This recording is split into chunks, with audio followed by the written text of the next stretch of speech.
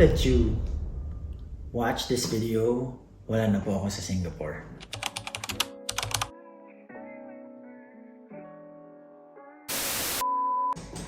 Hi guys! Welcome to my channel. This is jLeoven. It's been a while, napakahabang panahon na hindi tayo ulit nakapag-vlog and masyadong maraming nangyayari sa buhay ko lately. So, I just want to update you guys on what happened for the last few months. I had some spare time. I was able to document everything and I was able to grab some clips and snippets of videos that I can share with you para malaman nyo what happened to me the past few months. And in this video, you'll know how I started working in Singapore, how I started my life in Singapore, and how it ended, and everything in between.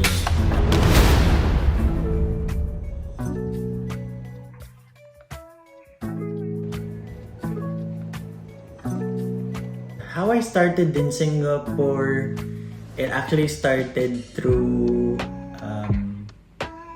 a job application. I actually had a friend who already is working at Singapore and she's a manufacturing engineer as well, a process engineer to be specific. She is a close friend of mine and somehow she influenced me to aspire to work in Singapore because she opened my eyes that there's a possibility or there's an open market for process engineers that work from a solar company to a semiconductor company. So parang binigyan niya ako ng possibility that there is job for me in Singapore. So I tried to apply through an online application. I can remember is still Street. And after that, it took me about a year. Like I can remember when I was still working in Santa Rosa. On my way to work every morning, I browse Job Street Singapore Job Street Singapore, and I search for job openings right there. And whenever I see manufacturing engineering, I just click on it and apply. I think that's around June 2015 when I already have received a call from Singapore, and it's a manufacturing company. It's a semiconductor, though it's a different company from my friend's company. It all started on June 2015 and I think July, August. Nagka-problema pa ako sa passport nun by June. So, July, August, September. September 2015, when I flew from the Philippines to Singapore.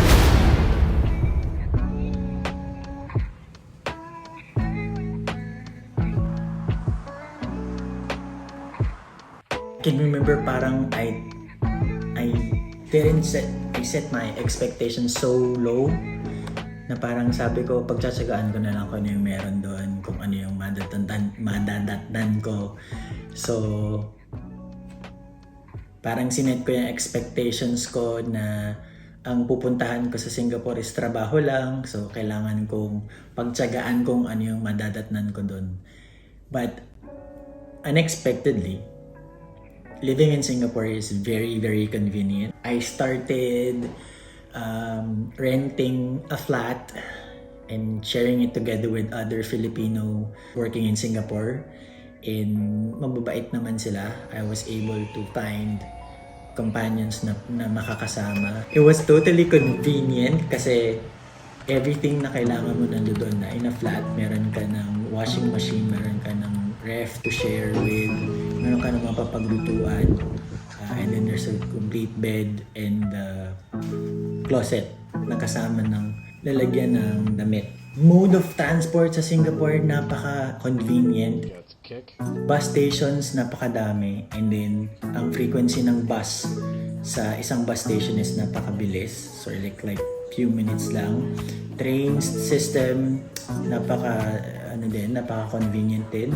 Napaka-organized. As well as, kung gusto mo rin naman mag-taxi or mag-grab, meron din naman sa Singapore. So, transport system, walang kaproblema. And I enjoy that. Kahit kahit people with disability ka, it's still convenient kasi most of their stations are PWD friendly. There are lifts, meron ding mga guides for the blind, tapos yung mga buses nila kung naka-wheelchair ka, just ikaw pa yung priority na ibababa ng bus at ibababa ka ng bus driver kasi ibababa niya yung ramp dun sa door ng bus. So ikaw yung kauna-unahang bababa, hindi pa siya magpapasakay ng ibang pasahero. So napaka-convenient ng transport system sa Singapore. Taxi, wala kang problema. If you have credit card or you have debit card, you can use that. If you have cash, it's also okay. You won't worry about like mag-overcharge or hindi yung taxi. And another convenient thing, ang card ng bus and train isa. So bumili ka lang ng EasyLink sa airport, pwede ka na mag-bus, pwede ka na mag-train. Lagyan mo lang siya ng itap up mo lang ng SGD yung card mo. That's what you call EasyLink. But on my case, I don't need to do that because I've been using my watch and my phone. If you have Apple Pay, you have I don't know what's a wallet in Android. You can register your card on your phone or on your watch. So tap ka lang, makakagamit ka na ng bus and ng train. When I started my job in Singapore, I started training as a shift engineer. Shift engineer actually have a very flexible working schedule. So I have a lot of off days. So marami din akong opportunities to grab some overtimes. It started not so fine. This is the first out of the country job for me. I have to cope up with a different culture. Though they're speaking in English, it's actually different English. They actually have their own signature Singlish English. Eventually, na-cope up ko rin yung Singlish, so in-apply ko rin siya. I've noticed that when I changed the way I speak, parang dumami yung friends ko na operators. The first time I actually talked to the operators ko is parang they don't understand me.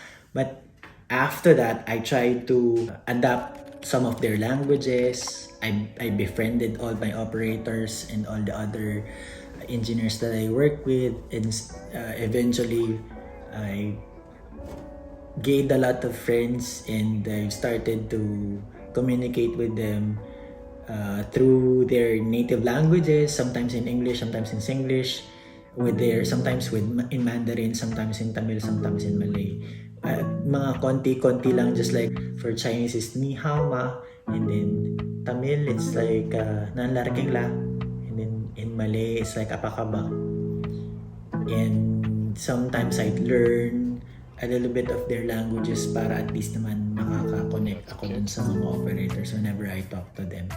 And they somehow feel comfortable talking to me and feel comfortable working with me because that's quite essential to have a good working relationship with the people around you para makatagal ka and para hindi ka mahirapan. It's also for your own convenience, para magaan ka rin magtrabaho, magaan ka rin katrabaho. And the lesson I learned from that is most of your self-standards is not really applicable in all conditions. Sometimes you just have to really put your self-standards aside, be adaptive of your environment. You have to adjust yourself to a certain level that you'll be able to blend in. Make people around you feel that you are exerting an effort to connect with them, cope up with the way they speak. So you have to be flexible. You have to at least adjust yourself to the way they communicate. Having this kind of job, an engineering job, is actually a very stressful one. And siguro wala namang trabahong hindi stressful. Kasi all engineering jobs kasi are dealing with a lot of manufacturing problems. How to prevent it, how to make remedies on the issues, how to create an immediate action on a certain problem. So, every trabaho mo is talagang problema. So, tapos, problema mo pa yung pakikibagay sa tao, napaka-stressful na. So, mas maganda talaga na you have a good working relationship with people kasi it will add up, mapupuno ka.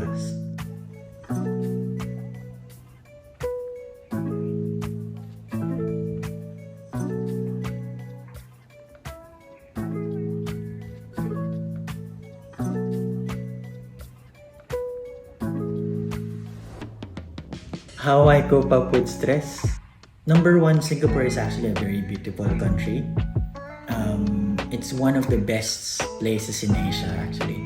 If you want to go somewhere, basta may Google Map ka or you have that Singapore map, meron kang guide ng train, meron kang alam mo kung paano gumamit ng bus, makakagala at makakagala ka sa Singapore. As long as you have a good internet connection, and internet speed in Singapore is really exceptional. And there's a lot of malls. Ang pinakamalaki ata doon na mall is Suntec. Merong Marina Bay Sands Mall, which is like a first class mall. And most of the time, yung mga mall, connected na siya sa mga bus interchanges. So, napaka-convenient. Aside from malls, napakadami ding tourist spots ng Singapore. Just like Gardens by the Bay, which has an indoor and outdoor garden. Ang indoor gardens nila fully air-conditioned. There are two indoor gardens, which is Flower Dome and Cloud Forests. Sa Flower Dome, meron dong napaka-romantic na cafe inside. Napakatahimik, bawal nga lang maingay masyado doon. Tapos sa Cloud Forest, meron siyang mga elevated gardens. Meron mga bi-floor siya. Tapos meron siyang napakagandang falls, man-made falls. Outdoor gardens, napakaganda rin. Though it's so mainit, pero napakalawak na outdoor gardens nila. I think meron ng bagong train stop doon, or train station, which is Gardens by the Bay, which is very beautiful. They have playgrounds around those gardens. Parts ng garden na merong different themes. Merong pang Indian, merong pang Chinese, meron pang Japanese themed garden. Aside from Gardens by the Bay, meron ding Singapore Zoo, which is a very nice place to look at for kids of all ages, even adults actually mag-enjoy sa Singapore Zoo. Meron pa yung night safari. Then also Singapore Sentosa, which has, inside meron na siyang Universal Studio. So, maraming rides at maraming attractions. Aside from Universal Studios, meron pa dong Sea Aquarium, and meron pa dong mga casino, and a lot of beautiful places. Meron din dong Palawan Beach na merong pwede kang maligo. And it's a beautiful place to unwind. There's also hotels you can check in at Singapore Sentosa. And then, Changi Airport, Jewel pa lang, yung Jewel na mall, which has the Vortex fountain. I think it's the biggest indoor fountain made in the world. Napakaganda. It also has light and sound show every night. And then I've always visiting Novena Church. Novena Church is my favorite church in Singapore. Isa ding favorite kong tambayan yung Starbucks sa 1 Fullerton na malapit sa Merlion. Yon. So yun yung mga favorite kong tourist spots. Siguro, actually Marami pang tourist spots sa Singapore. Hindi ko pa lang siya fully na-explore. Pero nakapaglibot-libot din naman ako sa Singapore.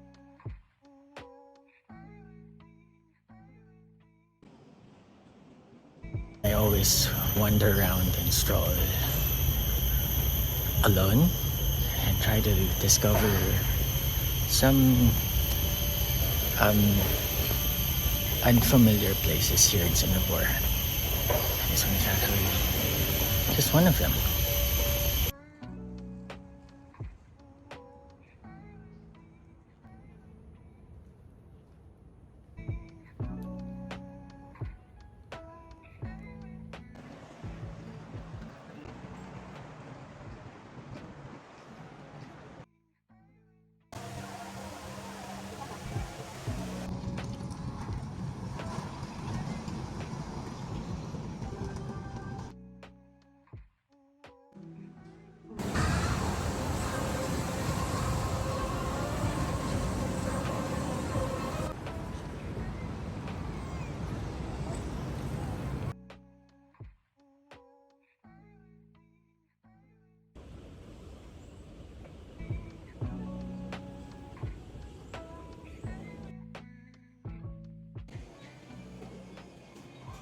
Sa Singapore then, I was able to learn and explore some other things that I was not able to do in the Philippines. It's like jogging, nakakapag-jog ako sa Singapore. Compared sa Pilipinas, hindi na nakakapag-jog doon. And nakakapag-stroll ako. So sometimes I stroll on different gardens. It is also in Singapore when I started vlogging and try to document all the things that I've been doing lately and all the things that I love or anything that I've engaged in. Dito rin ako bumalik kumanta. For the longest time, I was searching for a medium where I can express as an outlet for my artistic side by doing some music covers here in YouTube. Then dito rin sa Singapore ako bumalik sa pagbabike. I never had a bike when I was a small boy, but I was able to somehow get back to that time. I was able to explore as well Singapore through biking. Most of the time I bike alone actually. And I've also learned another skill which is I've never done before, which is swimming. Kasi napakadami kasing swimming complex sa Singapore. Napakamura lang. I think it's $1 something. Less than $2. There is a training pool which is 4 feet lang. That's where I always try to learn swimming all by myself. And I was able to learn one breaststroke lang naman. Basic pa lang naman. So, actually nakakapag-swim lang ako is once a week. It came to a point that it became a hobby every Monday. Because Monday is my off day. I will be forever grateful to Singapore. Kasi dahil ni Singapore, I was able to fully pay my car in the Philippines. Fully paid na siya. I was able to buy a new house in the Philippines as well. I was able to travel Asia. I'm not capable of doing that when I was in the Philippines. I was able to visit, aside from Singapore, I was able to visit Kuala Lumpur, Malaysia. Nakapunta ka ng Taiwan, ng Thailand, ng Indonesia, at saka ng Vietnam. I also was able to buy the only luxurious item I buy my whole life, which is phone. Every release ng iPhone, every 2 years nakaka-update ako. Which is I really am very blessed and thankful of that. What I will miss in Singapore,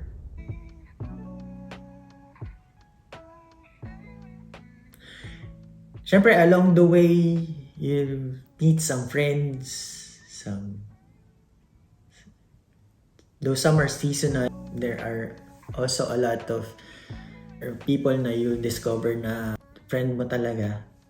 Nandyan yung mga dati ko pang katrabaho sa Sunpower na nandyan until now, na still try and they still spend time with me.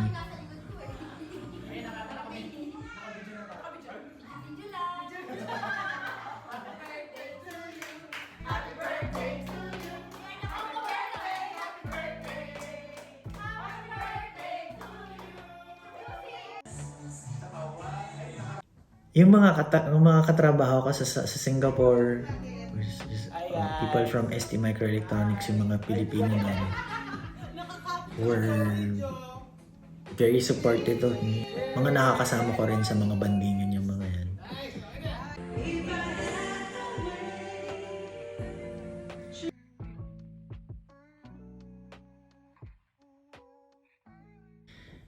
And syempre yung mga housemates ko, every day after ng trabaho dun ko umuwi sa flat. Sila yung mga kasama mo sa bahay. So, pakikibagayin mo rin sila araw-araw. Hindi natin maitatanggi na the time that you spend in a place, meron kang makikilalang friend. And somehow, there will be people who will touch your life. I am always thankful of all and everything that happened to me in Singapore, material man o hindi, of all the things that I've learned, of all the things that I've experienced. Yung mga iniyak ko nung I was rejected in Australia, yung mga frustrations ko when I was not doing good in my job. Those conflicts, small conflicts that and small issues that I've had when I was still trying to learn my new job. And now I am leaving Singapore, and I will be thankful. Maybe you guys are always wondering bakit lagi akong tumatambay. If you're watching my IG stories, you'll notice lagi akong tumatambay sa Marina Bay Sands or sa Merlion. Actually, on that whole 7 years, I'm still not convinced and still wondering if I really deserve to be there. And hindi talaga ako makapaniwala I was able to work in such a very nice place. I will never forget my journey in Singapore. It has been it's a roller coaster ride. There were so many ups and downs that I had in that country. And Singapore will always have a place in my heart. It's a very memorable country for me. And I will always be thankful to that country for everything that I've learned and for all the people that I've met. I always say this, I am very, very thankful. Yes, by this time that you're watching this video, I already left Singapore. And I'm actually in United Kingdom. Just like my first few months in Singapore, I still can't believe I'm here. And I will share you all the details in a different vlog. But for now, I just want to say thank you for every person that I've met in Singapore. For those who helped me start and finish that journey in Singapore. I'm forever grateful. And all I can say is thank you very much for everybody. You all have a place in my heart, and I will forever cherish those memories. And I hope you guys enjoy this small video clip that I've compiled. If you want to visit Singapore, you can visit. I'm actually looking forward to visiting the country again. And just for now, thank you guys for watching this video, and hopefully I'll see you at my next video. Bye for now. Thank you guys.